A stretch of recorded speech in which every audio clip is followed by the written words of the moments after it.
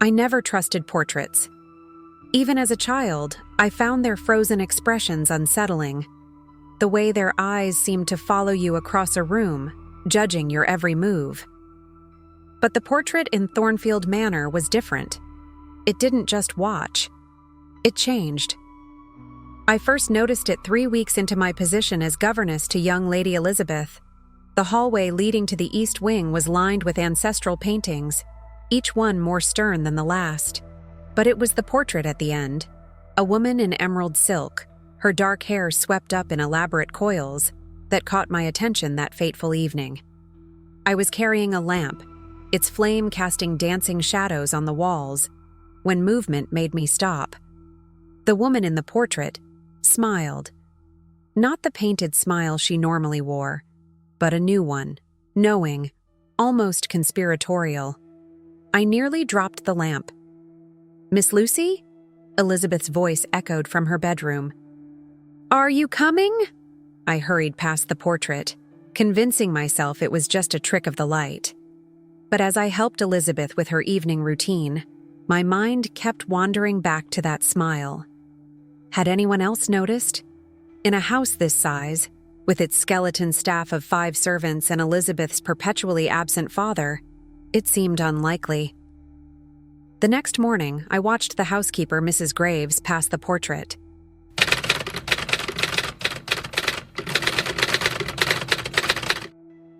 The painted woman's expression shifted again, this time to unmistakable disdain.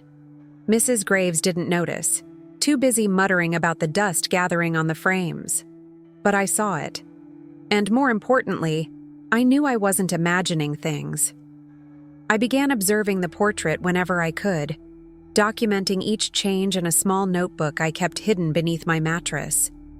The woman smiled at Elizabeth, frowned at the gardener, and maintained an eerily neutral expression when the cook passed by. But it was her reaction to Lord Thornfield's rare appearances that truly chilled me. I happened to be dusting the hallway during one of his brief visits home. As he strode past the portrait, his boots echoing on the wooden floors, I glanced up. The woman's face had transformed into a mask of pure terror. That night, I couldn't sleep. The library at Thornfield Manor was extensive, and I had access to it as part of my duties to educate Elizabeth. There had to be something, some record of who this woman was, why her portrait hung in such a prominent position, and most importantly, why it seemed to hold such power. I waited until the house fell silent, then lit a candle and made my way to the library. The massive room smelled of leather and old paper, its towering shelves disappearing into shadows above. I headed for the family records first, pulling out dusty volumes with trembling hands. Hours passed as I searched through genealogies and old letters. My candle had burned low when I finally found something. A small notation in a diary dated 1842. E.T. commissioned portrait of Lady Victoria. Artist unknown. Unusual specifications regarding the paint mixture. Must investigate further. The entry ended there, but something about those unusual specifications made the hair on the back of my neck stand up. I was about to reach for another volume when a floorboard creaked behind me. I whirled around, heart pounding. The library door stood open, though I distinctly remembered closing it. A cold draft snuffed out my candle, plunging the room into darkness. And then I heard it. The soft rustle of silk. "Miss Lucy?" Elizabeth's voice drifted down the hallway, making me jump. "Why are you in the library so late?" I scrambled to replace the diary, my hands shaking. "I'm coming, dear," I called back, trying to keep my voice steady. But as I hurried from the library, I couldn't shake the feeling that I'd stumbled onto something dangerous, something that certain people might kill to keep hidden. What I didn't know then was that the portrait's secret went far beyond a simple haunting. It was protecting something that could shake the very foundations of the British monarchy. And I, with my cursed curiosity, had just placed myself directly in its path. The following morning, exhaustion clouded my thoughts like London fog. I'd barely slept, plagued by dreams of silk rustling in darkness and eyes that followed my every move. But there was work to be done, and questions that needed answering. Elizabeth sat at her desk, golden curls catching the morning light as she practiced her French conjugations. I watched her carefully, wondering if she knew anything about the portrait. Children often notice things adults dismiss, and they're far more willing to speak of them. "Elizabeth," I said casually, marking her latest exercise, "do you know much about your family history?" She looked up, blue eyes brightening with interest. "Oh, yes. Papa keeps all the old documents in his study, and Mrs. Graves tells me stories sometimes, though she says some aren't suitable for young ladies." She leaned forward, lowering her voice, like the one about Lady Victoria. My pen stilled. Lady Victoria? The lady in the green dress, the portrait in the hall. Elizabeth glanced toward the door, then whispered, "Mrs. Graves says she disappeared the night before her wedding. Some say she ran away, but others think she was murdered." A chill ran down my spine. When did this happen? 1842. The same year as the diary entry. Papa doesn't like us talking about it. He says it brings shame to the family name. Before I could press further, Mrs. Graves appeared in the doorway. Her steel gray hair was pulled back severely, matching her expression. "Miss Lucy? A word?" In the hallway, she fixed me with a sharp look. "I couldn't help but overhear your conversation with Lady Elizabeth. It would be best if you didn't encourage such morbid interests." "I was merely discussing family history," I said carefully. "As her governess, surely that falls within my duties." "Your duties, Miss Lucy, are to teach the girl proper subjects: arithmetic, literature, and deportment. Not to go poking around in matters that don't concern you." Her eyes narrowed. "Like visiting the library at midnight." My stomach dropped. "You saw me?" "I see everything that happens in this house. I've served the Thornfield family for 30 years, and I intend to protect their interests and their secrets." She stepped closer, her voice barely above a whisper. "Take my advice. Focus on your teaching, and forget about Lady Victoria's portrait. Some questions are better left unanswered." She turned and walked away, her skirt swishing against the floorboards. I stood there, heart pounding, until Elizabeth called me back to her lessons. That afternoon, I had my first proper encounter with Lord Thornfield. He swept into the schoolroom unannounced, tall and imposing in his black coat. Elizabeth jumped up to embrace him, but he barely acknowledged her, his dark eyes fixed on me. "Miss Lucy," he said, his voice cultured but cold. "I trust my daughter's education progresses satisfactorily?" "Yes, my lord. She's particularly gifted in languages and—" He cut me off with a wave. "Good. I'll be departing for London tomorrow. While I'm gone, I expect you to remember your place. This house has rules, traditions. They exist for a reason." The threat in his words was unmistakable. As he turned to leave, I noticed something odd. A flash of green paint on his sleeve, the exact shade of Lady Victoria's dress. That evening, I made a discovery that changed everything.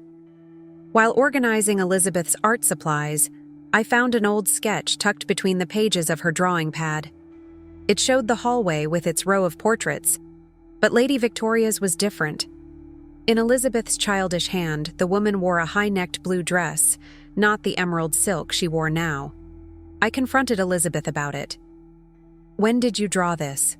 She frowned at the sketch. "Last summer, I think. Before Papa had it cleaned." "Cleaned?" "The portrait was dirty," he said. "When it came back, the dress was green. I remember because green was Lady Victoria's favorite color. At least that's what the letters said." "Letters?" My pulse quickened. "What letters?" Elizabeth's eyes widened, realizing she'd said too much. "I'm not supposed to talk about those. Papa would be very angry." But I'd heard enough. The portrait hadn't been cleaned. It had been replaced. The question was, why? What was so important about Lady Victoria's image that Lord Thornfield would go to such lengths to alter it? As darkness fell, I stood before the portrait again. The woman's eyes seemed to hold a desperate urgency, as if she were trying to tell me something. I reached out, my fingers hovering near the canvas. "I'll find out what happened to you," I whispered. "I promise." Behind me, a door slammed. I spun around to find Mrs. Graves watching, her face white as chalk. In her trembling hands, she held a letter. "You fool," she breathed. "You've doomed us all." Mrs. Graves pulled me into an empty room, her fingers digging into my arm. The letter she held bore a royal seal. "Do you know what this is?" She thrust the paper at me. "Notice of inspection. The Queen's representatives will be here in 3 days to verify the authenticity of our portraits." Her voice cracked. "They're coming because of you, aren't they? Because you've been asking questions." I started to deny it, but she pressed on. "The servants talk. Word spreads. Now look what you've done." She sank into a chair, the stern housekeeper facade crumbling. "If they discover the truth about the portrait—" "Mrs. Graves," I said carefully, "what truth?" She stared at me for a long moment, then seemed to come to a decision. "Meet me in the kitchen at midnight. Bring the girl's sketch." Before I could respond, she hurried away, leaving me with more questions than answers. The hours crawled by. After putting Elizabeth to bed, I paced my room, the sketch safely tucked in my pocket. Part of me wondered if this was a trap, if Mrs. Graves was working with Lord Thornfield to silence my inquiries. But I couldn't stop now, not when I was finally getting answers. The kitchen was dark when I arrived, lit only by dying embers in the hearth. Mrs. Graves sat at the worn wooden table, a leather-bound book before her. She looked older in the dim light, worn down by secrets. "Sit," she commanded, "and show me the sketch." I placed Elizabeth's drawing on the table. Mrs. Graves studied it, then opened her book, a journal, its pages yellow with age. "This belonged to my mother," she said. "She was housekeeper here before me, when Lady Victoria was alive." She turned to a marked page. "The truth is, Lady Victoria didn't disappear. She was erased." According to the journal, Victoria had been engaged to Lord Thornfield's great-uncle Edmund. But she was also a confidant of the young Queen Victoria, privy to secrets that could destabilize the monarchy. The night before her wedding, she threatened to expose something so damaging that Edmund took drastic action. "The portrait was commissioned as a prison," Mrs. Graves whispered. "Edmund hired an occultist painter who claimed he could trap a soul in oils and canvas. The night before her wedding, they lured her to the gallery." Horror crept over me as I realized what she was saying. "The portrait? She's actually in there?" Mrs. Graves nodded. Her body was hidden. The official story of her disappearance spread.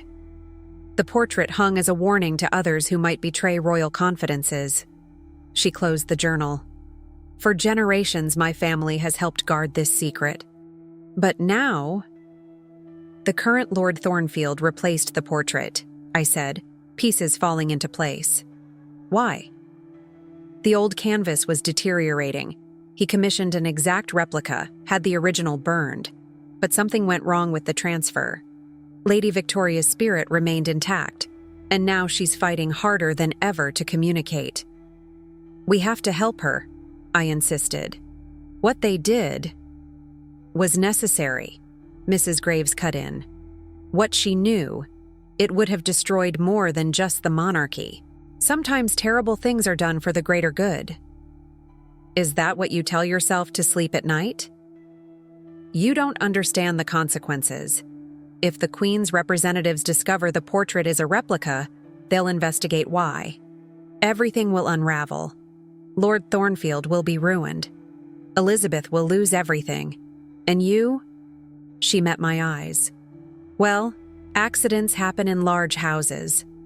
The threat hung in the air between us. I thought of Elizabeth, innocent and bright, her future depending on this web of lies. Then I thought of Victoria, trapped for generations in silent torment. What do you expect me to do? When the representatives come, you'll be asked about the portrait. Swear it's been here unchanged since you arrived. One small lie to protect so many. And if I refuse? Mrs. Graves stood. Then I'll tell Lord Thornfield you've been stealing family documents. Your word against mine. A trusted housekeeper of 30 years versus a governess of 3 weeks. Who do you think they'll believe? She left me alone in the dark kitchen, my mind racing. If I told the truth, I'd lose my position at best, my life at worst. Elizabeth would be devastated, but if I stayed silent, I'd be condemning Victoria to eternal imprisonment. Unless there might be a third option. The journal had mentioned an occultist painter. If I could find his records, learn how the enchantment worked, perhaps there was a way to free Victoria without exposing the secret. But I'd need help. And as I climbed the stairs to my room, I realized there was only one person in the house who might be willing to risk everything to do what was right. I knocked softly on Elizabeth's door. After a moment, she opened it, hair tousled from sleep.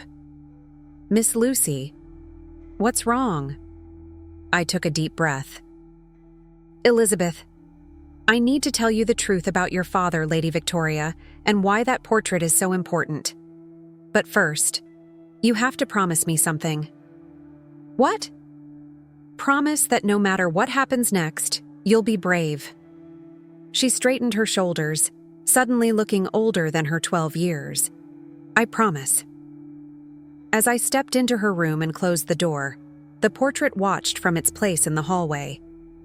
For the first time since I'd arrived at Thornfield Manor, Lady Victoria's painted face showed something new. Hope. Elizabeth took the news better than I expected. Perhaps children are more accepting of the impossible. Or perhaps she'd always sensed something wasn't right in her ancestral home. "We have 2 days before the inspection," I whispered, sitting cross-legged on her bed. "I need you to help me find anything about the original painter. Letters, receipts, journals. Anything from 1842. Papa's study," she said immediately. "He keeps all the important papers there, but it's always locked." "Not always," I corrected, remembering something. "He's leaving for London tomorrow morning. That's our chance." We spent the next day watching, waiting. Lord Thornfield departed early, his carriage disappearing down the long drive. As soon as Mrs. Graves retired for her afternoon rest, Elizabeth and I made our move. The study was a masculine space of dark wood and leather, smelling of tobacco and secrets. Elizabeth kept watch while I searched, careful to replace everything exactly as I found it. In the bottom drawer of the desk, beneath a false panel Elizabeth showed me, I found a bundle of yellowed papers. My hands shook as I untied the ribbon. Most were financial records, but near the bottom lay a letter that made my blood run cold. It wasn't from 1842. It was dated just 6 months ago. "My Lord Thornfield," it read. "The replica is complete, painted according to your grandfather's specifications. However, I must warn you again about the risks of soul transference. The original painter's notes suggest that—" Footsteps in the hallway. Elizabeth hissed a warning, and I shoved the papers back, barely managing to close the drawer before Mrs. Graves appeared in the doorway. "What are you doing in here?" Her eyes narrowed at our guilty faces. "Looking for a book on British history," I lied smoothly. Elizabeth had questions about the Victorian era. Mrs. Graves didn't believe me. I could see it in her eyes.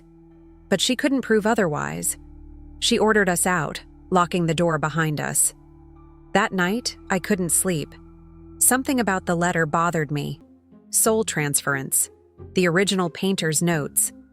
Why would Lord Thornfield need those unless he was planning to do it again? I slipped out of bed and made my way to the portrait gallery. The moon was full, casting long shadows through the windows. Lady Victoria's face seemed different in the silvery light, younger somehow, more familiar. I stepped closer, studying her features. The high cheekbones, the shape of her eyes, the way her hair curled at her temples. "Oh, God," I whispered. I ran to Elizabeth's room, shaking her awake. "Your mother," I gasped. "What happened to her?" Elizabeth blinked sleepily. "She died when I was 5. Papa said it was a fever." "Do you remember what she looked like?" "Not really. Papa took down all her portraits after—" She trailed off, realization dawning. "Miss Lucy, what's wrong?" I pulled her to the mirror, stood beside her. In the darkness, our reflections were ghostly, but the resemblance was unmistakable. Elizabeth had her father's coloring, but her features, the high cheekbones, the shape of her eyes, they were Lady Victoria's features, features that had been appearing more prominently in Elizabeth's face as she grew older. "The soul transference," I breathed. "Your father wasn't trying to preserve the old portrait. He needed a new one because what? Because he's planning to use it again. On you." The pieces fell together with horrifying clarity. Lord Thornfield had recognized his daughter's growing resemblance to Victoria. He knew that eventually someone would notice, someone would ask questions. The inspection wasn't random. It was his opportunity to complete the transfer, to trap Elizabeth's soul while replacing it with Victoria's. That's why he'd been so insistent about the exact shade of green for the dress, why he'd needed the original painter's notes. He wasn't preserving a family secret. He was preparing to sacrifice his own daughter to protect it. A floorboard creaked behind us. We spun around to find Mrs. Graves in the doorway, a candlestick raised like a weapon. "I warned you to leave it alone," she said sadly. "Now I have no choice." But before she could move, another voice spoke, a voice like silk rustling in darkness, coming from everywhere and nowhere at once. "Let them go, Margaret." Mrs. Graves went rigid. The candlestick slipped from her fingers, clattering on the floor. "Lady Victoria?" The temperature dropped. In the mirror, our reflections rippled like water. And suddenly there she was, standing between us. A woman in an emerald dress, as solid as smoke. "You were right, Miss Lucy," Victoria's ghost said softly.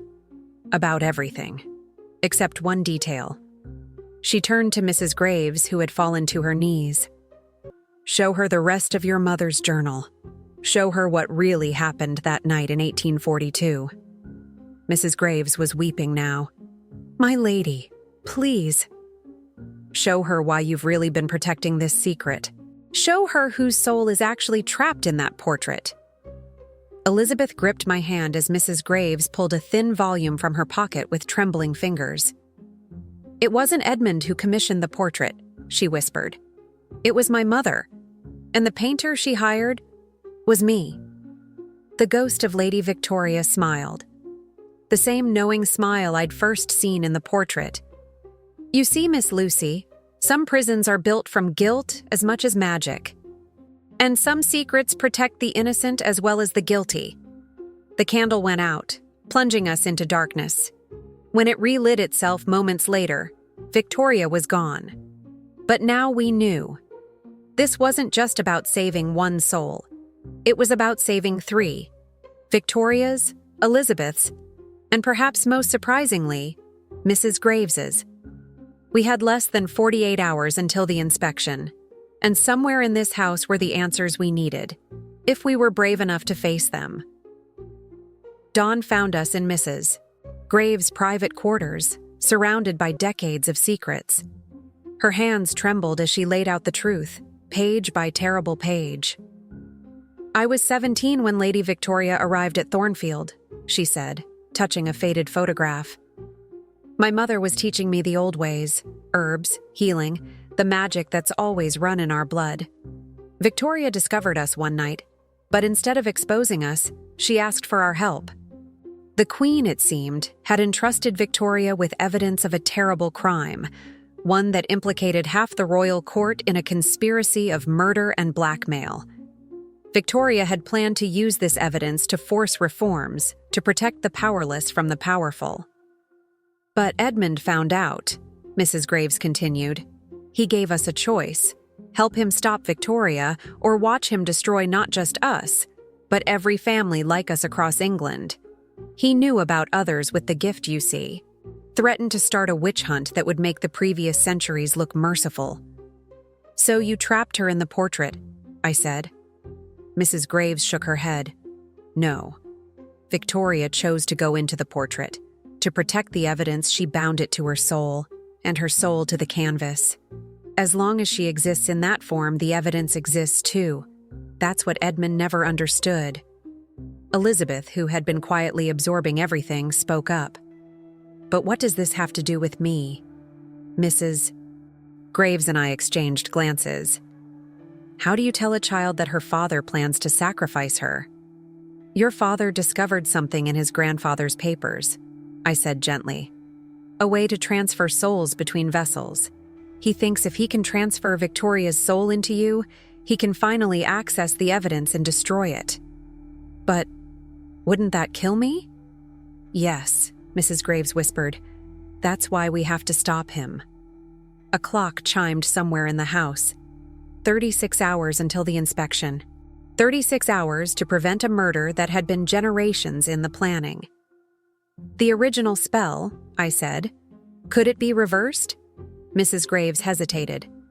Perhaps. But the cost? Tell me. A soul for a soul. Someone would have to take Victoria's place. The implication hung heavy in the air. Before I could respond, Elizabeth stood up, her small face set with determination. I'll do it. No. Mrs. Graves and I spoke in unison. She's my ancestor, Elizabeth insisted. And Father was going to... Her voice broke. I pulled her close, feeling her shoulders shake with silent sobs. Listen to me. No one is sacrificing themselves. There has to be another way.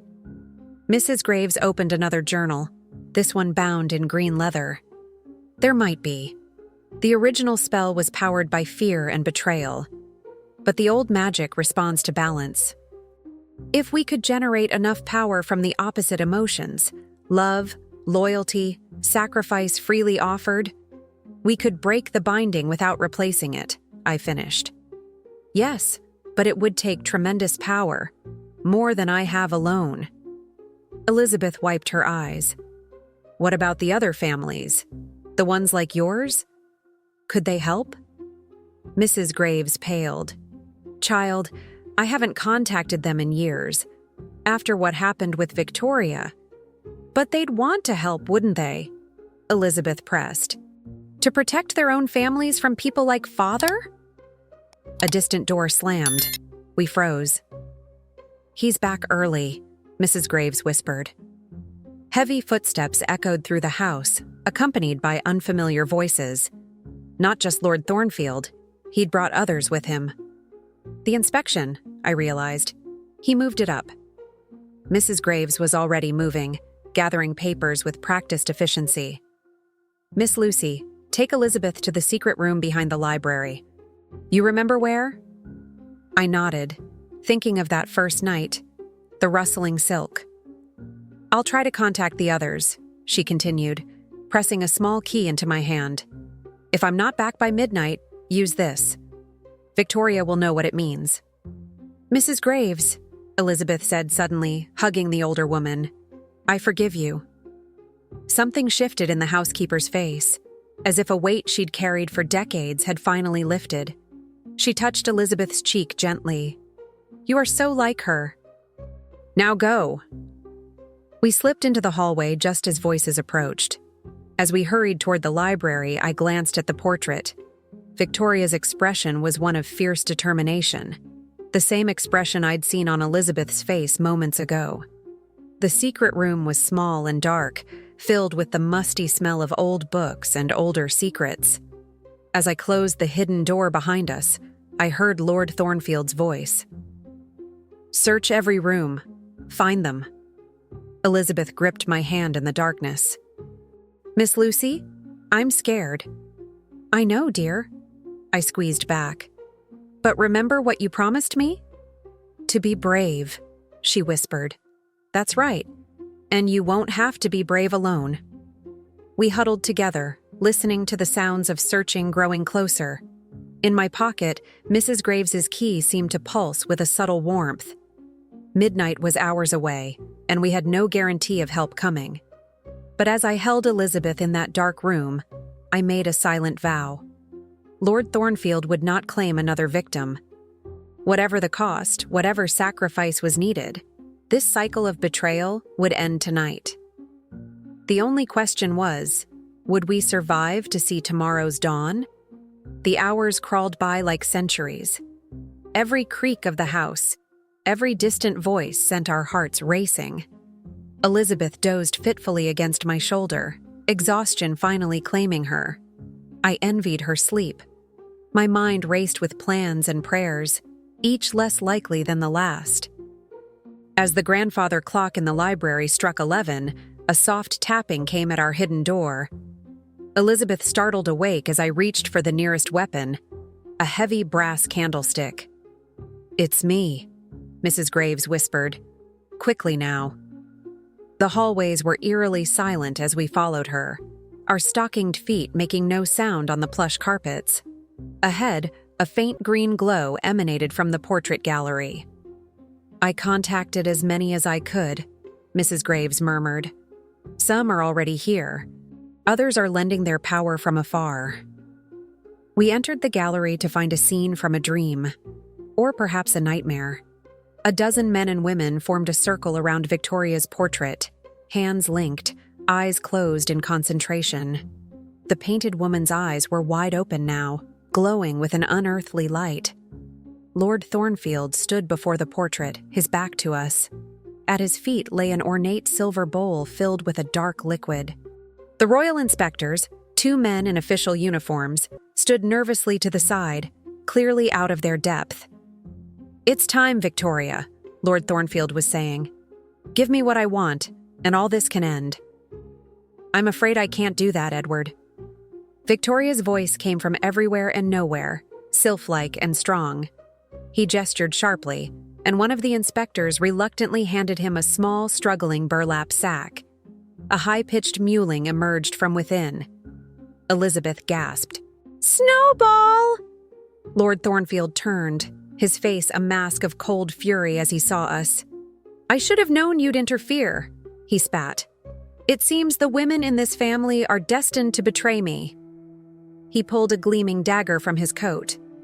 "One last chance, Victoria. The evidence, or I spill the first blood to bind your granddaughter in your place." "No." I moved to step forward, but Mrs. Graves's hand on my arm stopped me. "Wait," she whispered. Lord Thornfield placed the blade against the sack. "Choose." "I have chosen," Victoria said softly. And suddenly she was there, not just in the portrait, but standing before it, shimmering like moonlight on water. "I choose to end this, now." She raised her arms and the circle of witches began to chant. The temperature plummeted. Wind whipped through the gallery, knocking the dagger from Lord Thornfield's grasp. "What are you doing?" he shouted over the rising gale. Victoria's ghost smiled sadly. "Letting go."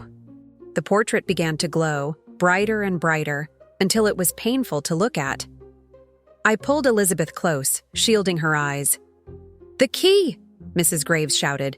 "Use it now!" With shaking hands, I withdrew the small key she'd given me. It vibrated in my palm, almost burning with heat. Acting on instinct, I thrust it toward the blinding light. There was a sound like glass shattering, and suddenly the wind died. The light faded, and there, crumpled on the floor before a now empty frame, lay a woman in a green silk dress. For a moment, no one moved. Then Elizabeth broke free from my grasp and ran to the fallen figure. "Grandmother!" Victoria's eyes fluttered open, confusion giving way to wonder as she beheld her great-great-granddaughter. "Elizabeth?" She reached out a trembling hand to touch the girl's cheek. "You have my eyes." "No!" Lord Thornfield lunged forward, but the circle of witches closed ranks, power crackling in the air between them. Mrs. Graves stepped forward. "It's over, Edward. The evidence is gone, destroyed with the binding spell. There's nothing left to hide." "You're wrong," he snarled, desperation in his eyes. "As long as she lives, the secrets live with her. I won't let everything I've worked for be ruined." He snatched up the fallen dagger. I moved without thinking, placing myself between him and Victoria. "Enough. Look at what this secret has already cost you. Your humanity, your wife, and now your daughter's love." I glanced at Elizabeth, who stared at her father with a mixture of fear and pity. "Is it worth losing everything?" Lord Thornfield's hand wavered. For a moment, I saw the man he might have been, the father Elizabeth deserved. Then his face hardened once more. "You understand nothing." He lunged, blade flashing. I braced for the impact. It never came. There was a burst of light, and Lord Thornfield crumpled to the ground, unconscious. Behind him stood Elizabeth, hands outstretched, wisps of silver light fading from her fingertips. "I think," she said shakily, "I might be a witch, too." The next hours passed in a blur. The royal inspectors, thoroughly out of their depth, were sworn to secrecy. Lord Thornfield was quietly taken away, his fate to be decided by a council of magical families. Victoria, weak but very much alive, was tended to by Mrs. Graves and the other witches. As dawn broke, I found Elizabeth in the garden, gently petting a very confused Snowball. I sat beside her on the dewy grass. "How are you feeling?" I asked. She was quiet for a long moment. "Everything's different now, but also right somehow. Like a story that finally makes sense." She looked up at me. "Will you stay?